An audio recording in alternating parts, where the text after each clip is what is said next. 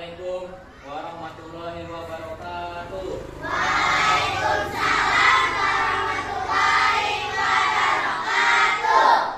Oke, sebelum kita memulai pembelajaran hari ini, alangkah baiknya kita berdoa terlebih dahulu. Berdoa dipimpin oleh ketua kelas. Farel, silakan.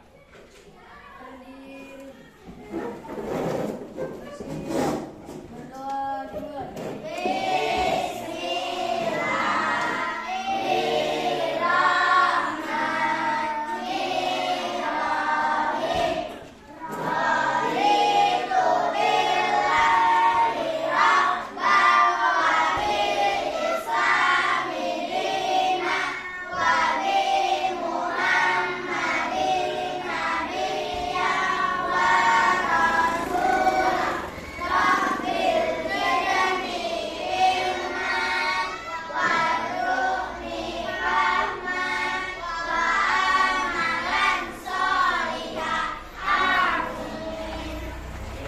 Siapa yang tidak hadir hari ini? Berapa orang, Nak? Siapa aja? Oke, sebelum belajar kita sedikit bentar ya. Tutup mulut. Selamat pagi hai muridku semua. Selamat pagi hai muridku semua. Selamat pagi muridku.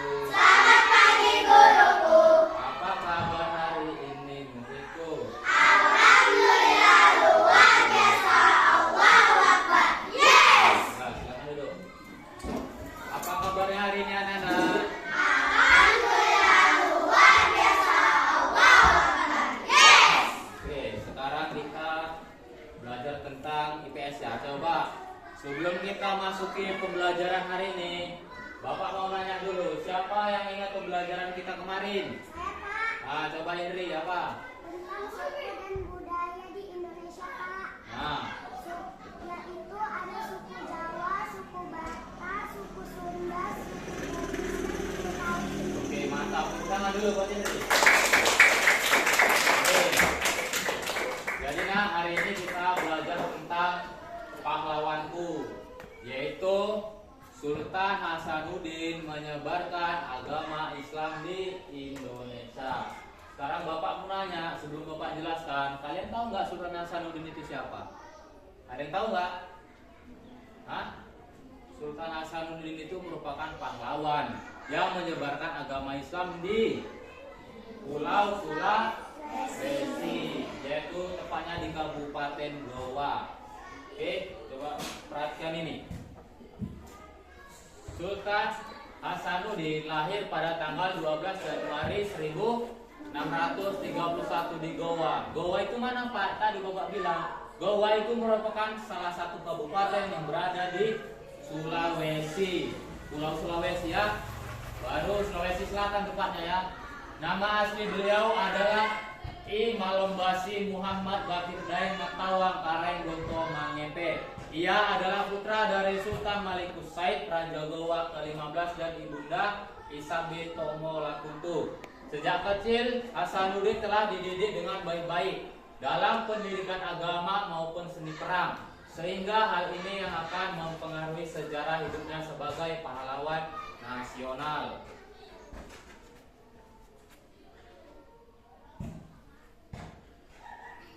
Hasanuddin mendapatkan pendidikan yang komprehensif termasuk pengetahuan agama Islam yang mendalam serta keterampilan kepemimpinan dan strategi militer. Pendidikan agama Islam yang kuat menjadikannya seorang pemimpin yang tidak hanya berani di medan perang, tetapi juga bijaksana dalam mengambil keputusan politik. Nah, sebelumnya Bapak jelaskan, Bapak ingin ngasih tahu di mana letak provinsi Sulawesi Selatan. Perhatikan ini semua. Ini merupakan peta Indonesia. Kita Indonesia mempunyai 5 pulau terbesar. Sebutkan apa itu pulaunya? Pulau Sumatera, Pulau Jawa, Pulau Kalimantan, Pulau Sulawesi, Pulau Papua. Bapak tunjukkan, Pulau Sumatera itu ada di sini, ngerti? Pulau Jawa ada di sini, Pulau Kalimantan ada di sini, Pulau Sulawesi ada di sini, berbentuk kayak huruf K. Karena huruf K kan? baru Pulau Papua terakhir di ujung, sama kayak Sumatera. Jadi Sumatera dan Papua merupakan pulau terujung di Indonesia. Oke, jadi Sultan Hasanuddin itu lahirnya di Provinsi Sulawesi Selatan. Di sini tempatnya ya, di Pulau Sulawesi, dia lahir di sana ya. Oke, jadi Sultan Hasanuddin dari kecil itu sama ayahnya dia diajak pengajian ke masjid. Ngerti? Untuk apa? Biar selalu saya memperdalami agama Islam. Selain itu juga dia merupakan orang yang cerdas, pandai politik, pandai ngomong, cerdas lah pokoknya. Selain dia pandai menyebarkan agama Islam, dia juga pandai berpolitik supaya negara dia tidak dihancurkan oleh Belanda. Karena pada zaman dulu orang Belanda itu ingin merebut kekuasaan kerajaan Goa yang ada di pulaunya Sultan Hasanuddin. Nah, jadi pada suatu hari Sultan Hasanuddin menyebarkan agama Islam. Itu nggak sembarangan, nggak langsung datang sebarkan ngomong, nggak boleh. Karena ada orang Belanda. Orang kan kita dulu dijajah Belanda kan. Berapa tahun kita dijajah Belanda? Berapa tahun? 350 tahun. Sultan Hasanuddin lahir 1631. Itu masih dijajah atau enggak? Masih lah, masih kali. Makanya itu Sultan Hasanuddin perang melawan Belanda, yaitu VOC, salah satu sekumpulan orang Belanda. Orang Belanda datang ke kerajaan Goa ngambil apa? Ngambil rempah-rempah. Rempah-rempah itu apa contohnya? Lengkuas. Terus itu obat-obatan, jahe. Terus apa lagi? Kunyit. Laos, ya kan? Serai. Rempah-rempah itu mahal harganya pada saat kita dijajah Belanda, ngerti? Mahal, makanya orang Belanda ngambilin rempah-rempah di Indonesia. Untuk apa? Dibawa ke negaranya. Di sana itu dijual harganya mahal. Sedangkan di tempat kita murah kan harganya kan. Karena di Belanda nggak ada namanya pohon rempah-rempah ini. Tanah mereka nggak subur. Yang subur hanya di tanah kita Indonesia. Itulah mengapa Sultan Hasanuddin perang melawan penjajah Belanda, karena dia tidak ingin rempah-rempah di Indonesia itu diambil oleh Belanda sesuka hatinya. Boleh ngambil tapi dibayar. Kalau Belanda enggak, ngambil aja nggak dibayar. Yang rugi siapa? Kita Indonesia. Makanya Sultan Hasanuddin itu benci sama orang Belanda. Kalau bisa boleh kalian ngambil tapi jangan sesuka hatinya. Kalian harus bayar. Jadi orang Belanda ini nggak setuju, berantem sama orang itu. Sultan Hasanuddin merupakan seorang pemberani, nggak ada takutnya sama Belanda. Ngerti? Selain itu, Sultan Hasanuddin itulah gara-gara dia berani sama Belanda dijuluki sebagai ayam jantan timur. Apa maknanya tuh ayam jantan dari timur? Ada yang tahu nggak? Ayam jantan dari timur yaitu adalah, kalian tahu ayam jantan? Ayam jantan kan berani kan? Semua ayam mau dikelahi, mau diajak gaduh kan? Itulah kayak gitu Sultan Hasanuddin. Dia nggak ada takutnya sama sekali sama orang. Walaupun dia orang raja, sultan atau siapapun itu dia nggak takut. Selagi yang dilakukan itu benar, membela agama Islam.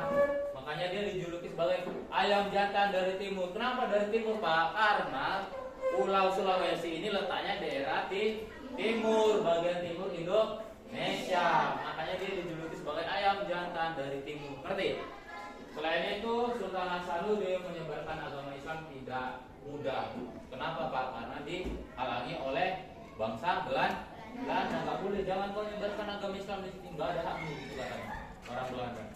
Jadi Sultan Hasanuddin punya cara. Itu tadi namanya dia orang cerdas kan, orang pintar.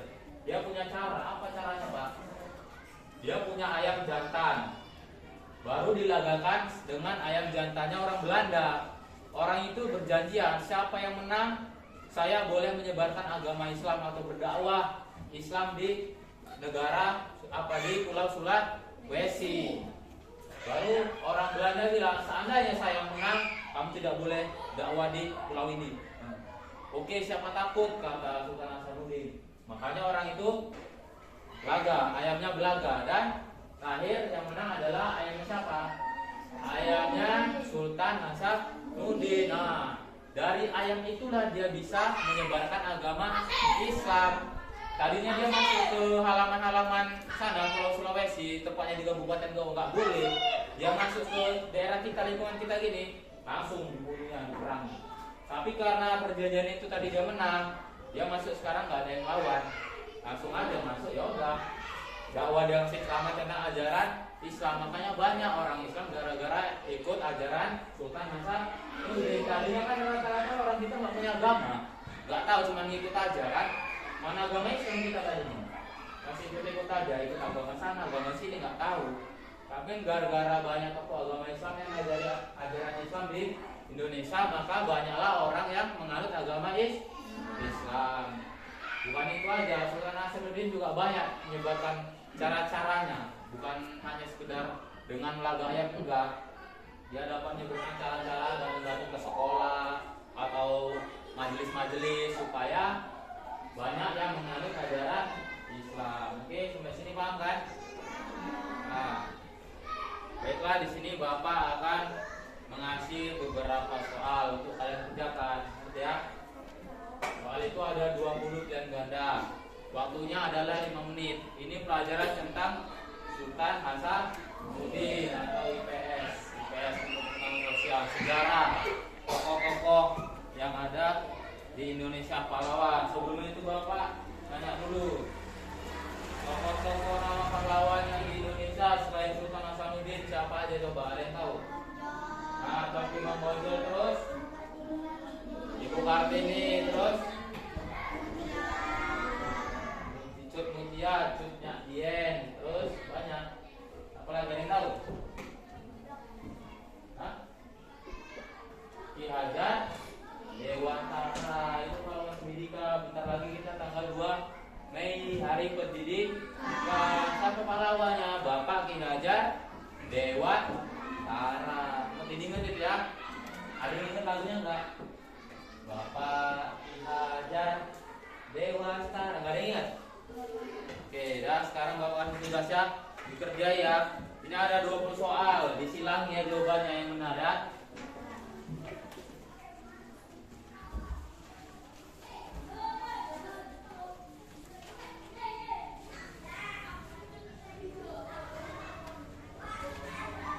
Tulis nama sama kelas ya.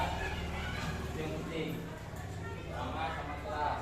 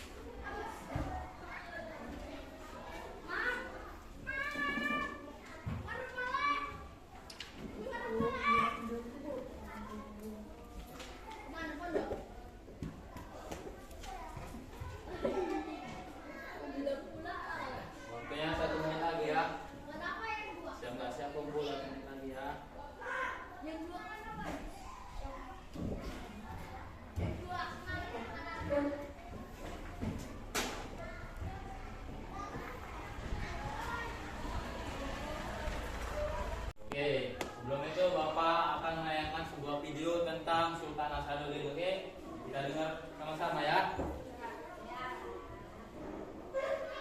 Kisah Maulana Hasanuddin, penyebar Islam Raja pertama Kesultanan Banten. Adu kesaktian antara Prabu Pucuk Umun dan Maulana Hasanuddin dimenangkan oleh Hasanuddin dalam perebutan kekuasaan dan penyebaran agama Islam di Banten. Namun, Pucuk Umun yang waktu itu penguasa Pakuan Pajajaran di Banten girang menolak untuk masuk Islam. Diceritakan bahwa pertarungan adu sakti itu menggunakan media ayam jago. Pucuk Umun menciptakan ayam jago dari besi baja berpamor air raksa diberi nama Jalak Rarawe.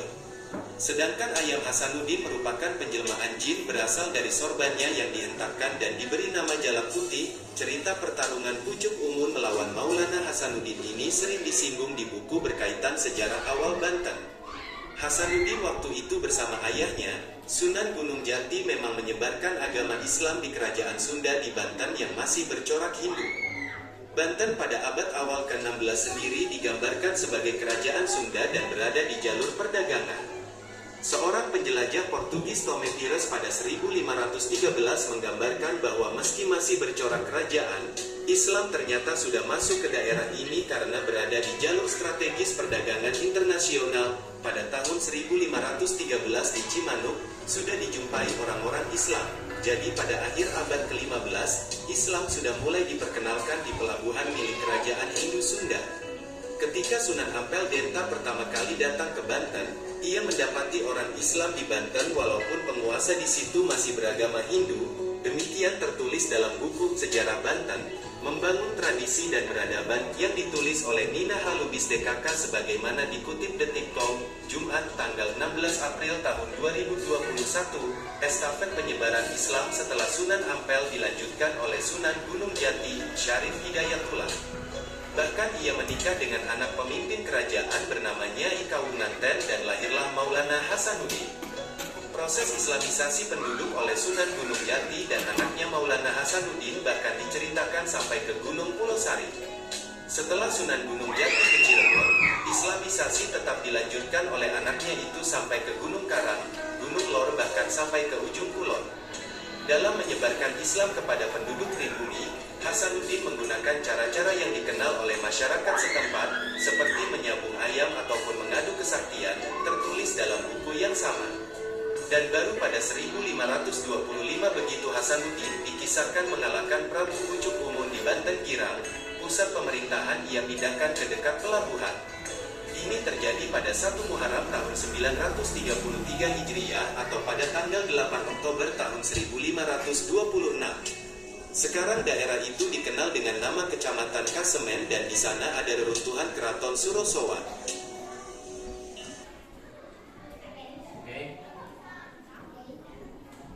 Have you been trying to manifest? Tadi video ini mempelajari tentang apa, Nak?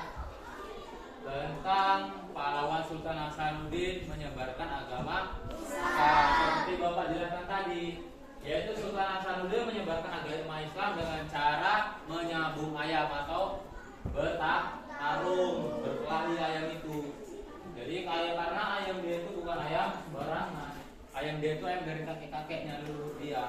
Makanya ayam dia selalu menang. Tadi ayamnya menang apa kalah? Menang. Itulah makanya ayam dia menang. Jadi itu dia bisa menyebarkan agama Islam di Indonesia, ngerti? Bisa melawan Belanda. Oke, mungkin sampai di sini pembelajaran kita hari ini. Cuman Bapak mau nanya dulu, tadi Sultan Hasanuddin dijuluki sebagai apa, Nak? Ayam jantan dari timur. Kenapa dari timur? Karena letaknya Pulau Sulawesi itu, Sulawesi di bagian timur Indonesia. Makanya dia dijuluki ayam jantan dari timur. Ngerti? Oke. Mungkin sampai di sini pembelajaran kita hari ini. Sebelum itu Bapak mau nanya dulu, siapa yang dapat menyimpulkan pembelajaran kita hari ini? Nah, coba Pati, silakan.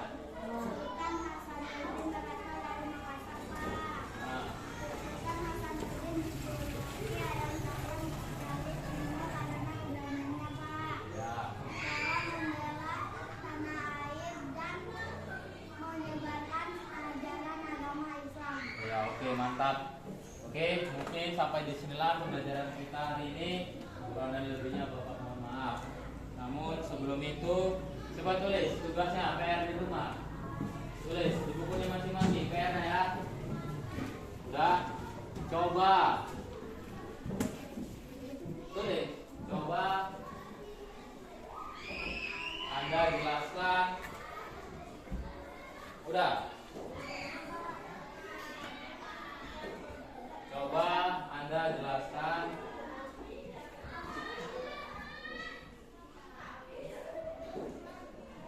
apa-apa saja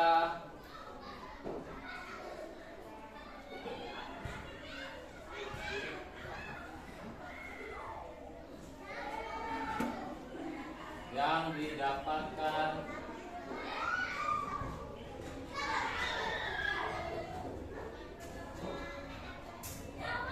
atau dihindarkan oleh Sultan Hasanuddin.